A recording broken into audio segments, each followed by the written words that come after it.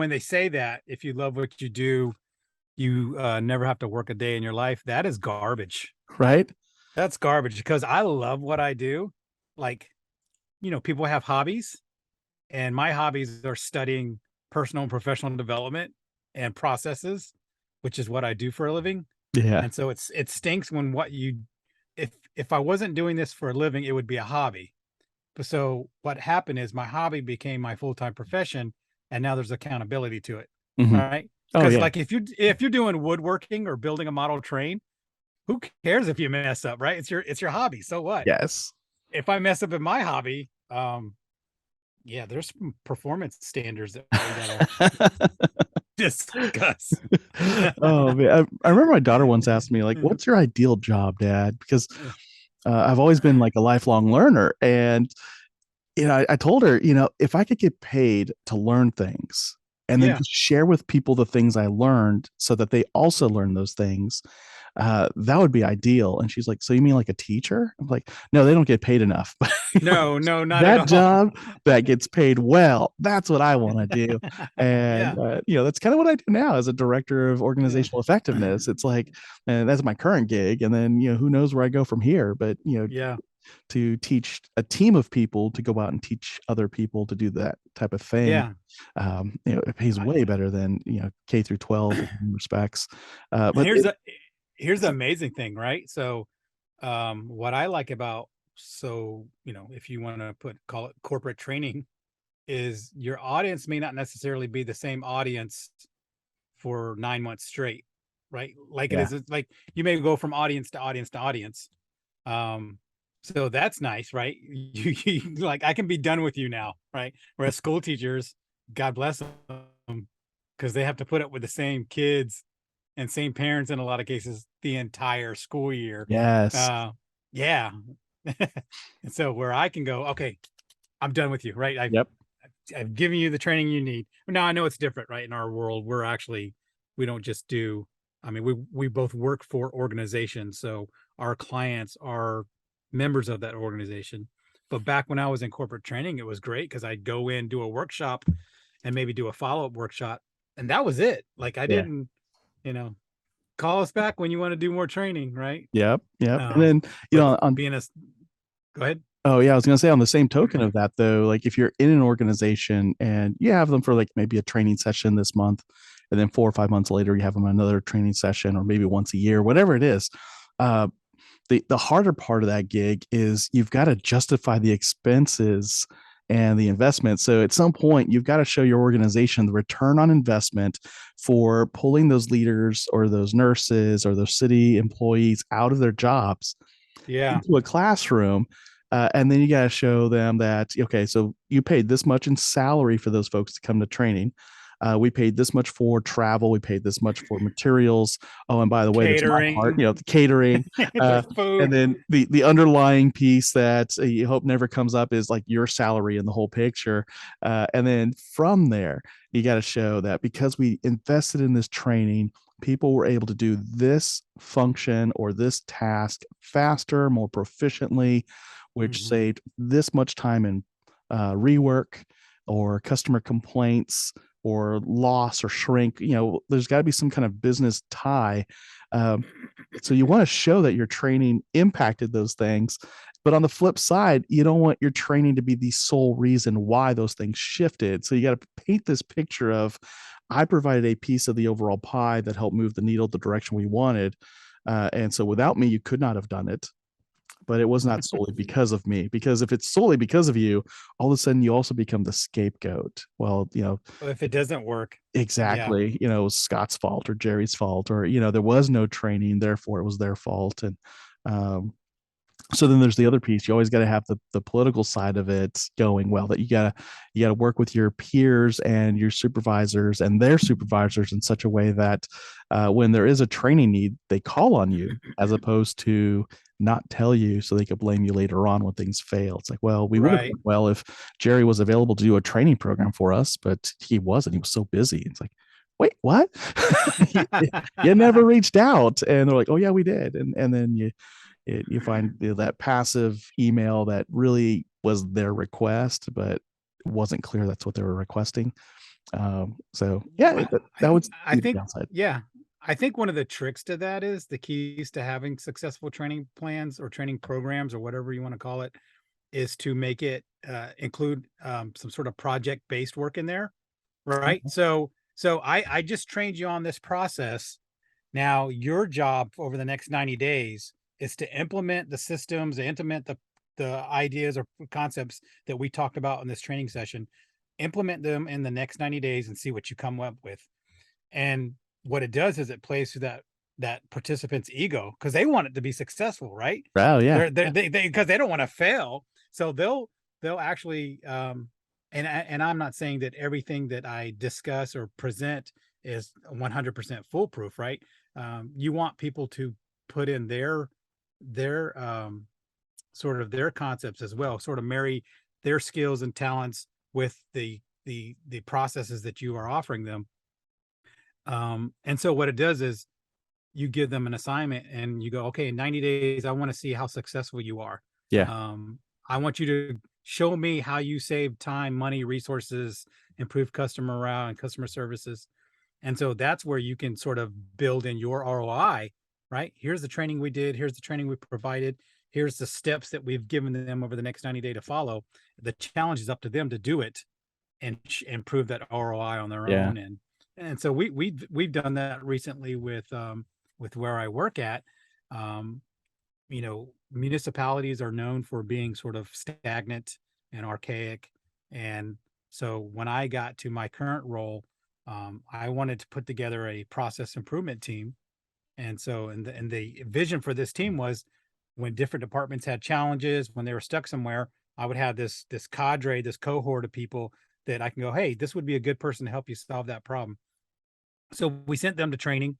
We sent them to work, get some Lean Six Sigma certification, some yellow belts, and part of the certification process was they had to do a project within their own department and demonstrate how these processes save time, money, energy, resources. And we had one guy, and so we're going to be presenting these to our city manager here in a couple of weeks. And one guy alone, just his small project where he was looking at overtime, he was looking at the fuel that was being used on these different routes for vehicles. He saved the money on his 90-day project alone, paid for, if in a sense, the money he saved paid for the training for all 16 people in this cohort, yeah, right? So if I go, that's the ROI right there, right? Just his project saved that much money in the past 90 days. Now I multiply that by 16 or 15 with the other projects, who knows where the outcome, that total number is going to come yeah, from. But that's when hey, morale is low in your department. I'm going to give you some training on how to boost morale. But over the next 90 days, I want you to do these weekly check-ins with your team. I want you to follow these steps and these procedures and utilize these tools that we're giving you. And in 90 days, let's do a survey with your team and see how well things are going. yeah. And of course, most institutions, they want to know how you're saving time, money, resources. But yeah, anytime you can quantify any of that stuff, it's great. It's funny. It's almost like you were in my classroom on Friday or Thursday when I did a resume writing class for new grad nurses who are now going to Okay. be applying for jobs, preferably with my organization, because we're the organization that trained them and got them their nursing degrees. Yeah. And so we were talking through, and I think it's the biggest difference between a leader, an informal leader, and the hired help. In a sense, those two Mhm. mindsets are very different. The hired help will write out a resume that says just their job duties. I was responsible for taking cash at the cash register. I was responsible for filling orders of customers. I was responsible for checking on inventory. And that's like, great, that's the job description. That's, woohoo, you're telling Yeah. me you can do the bare minimum. That's Right. great. You don't stand out. Like you just told me what anybody can do. Yeah. And so the people who stand out, the ones who start thinking like with a sense of ownership and a sense of pride, which also goes in line with that informal or even formal leadership mentality, is you start to measure things like the impact you had. So, you talked about sending, your students off to do an actual project and kind of report back with some kind of follow up. So if you have a student who attends a training that's Six Sigma based, they round with their employees to find out what's working, what's not, and all of a sudden they uncover. Like, I know of an organization where I used to work that we had this nurse manager, brand new to nurse managing, brand new to leadership, and the subject was rounding on your employees to see what's working well, what's not. And so she did that. That was her homework assignment. And within 1 month, we came back together, and she shared with us that she was rounding. And the thing that her employees were consistently upset about was that they had broken equipment. And Mm. they only have, like, they were asking originally for new equipment, and they only had like two machines that were doing the operation that they needed, the procedure. And she's thinking in her head, like, I just saw the financials in the assets book, and I know we have 5 of these things. Where are the other 3? And so she was like, thank you so much. Yes, I'll look into this. And so she did some digging, found out that the other 3 were tucked away in a patient room that they never use, because it's the patient room that they tuck away all the broken equipment.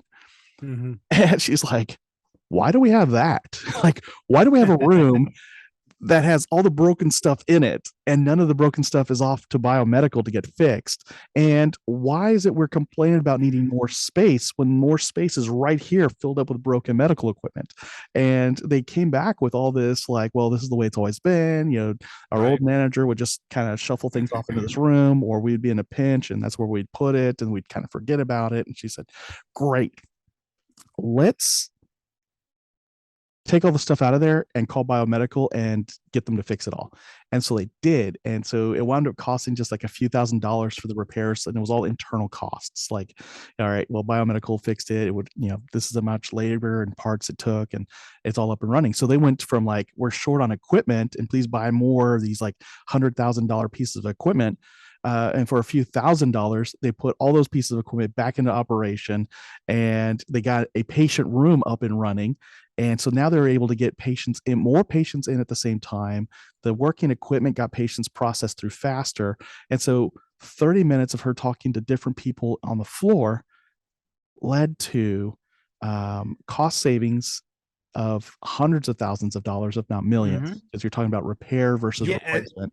and especially with the ability to process more patients, Yes, revenue goes up. exactly, you're going to And increase that revenue. so we Yeah, came back to that follow up. She had ROI in terms of cost savings of repair versus replacement, and revenue increase because you had now one extra room more that, capability. Yeah. yes, it was like 20 extra patients a day, and the cost of per visit, and she had all the calculations. So the point I'm driving home is the difference is that leader can put on her resume that she brought revenue up by X number of dollars, brought costs down, and had provided cost savings of X number of dollars. And that's quantifiable. So when you take that type of information to a somebody for promotion, like, hey, promote me. Here's the stuff I've done for the organization. Here's it quantified. And it's stuff that sounds better than just because I've been here for 10 years. Right, right. Yeah. I was recently in a on a organizational development.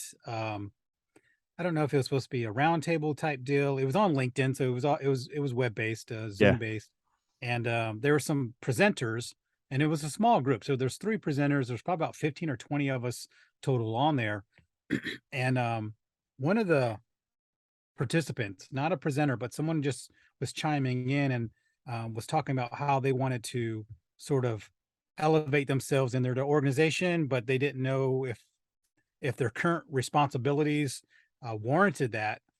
And I mentioned that, and I kind of tend to take over those conversations because I can be opinionated. So even though I wasn't a presenter, I kind of just I got an idea, and I said solve a problem that most leaders don't even know exist, right? Because Mm, they're up here, so they're this is a perfect example of what you talked about, right?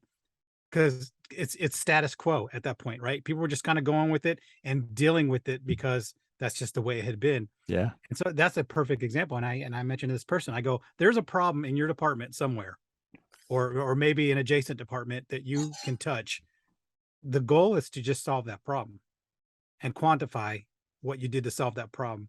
And that's how you elevate yourself, because most of the time people get so caught up in just the day to day doing the status quo, um, that they don't think, okay, I need to step back and see what I can do to make an impact, to make a difference.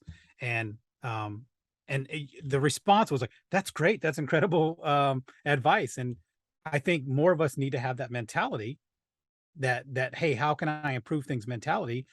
Because one, we're in a day and age, and this is the way I look at things, where I'm hiring younger and younger people who they're cause based, right? They're part of a Oh cause, yeah. or and so their mentality and their mindset is, I'm here to make a difference, not necessarily here to make a living. And so you want to give people those opportunities to enhance the workplace or make a difference. And so I think for most people, it's just look for those little problems that can be fixed relatively quickly, right? A short win, low hanging fruit, and you will blow some people's mind that, like, this process this lady came up with that you're talking about. It was basically just getting rid of junk. If you think about it, right? Yeah. Yeah. We got junk. We need to do something with it and turn that into a revenue stream. Turn that into improving processes. And so sometimes it's just those little tiny thoughts, but you have to have people that you work with that want to make that difference. And Yeah. that's the big thing.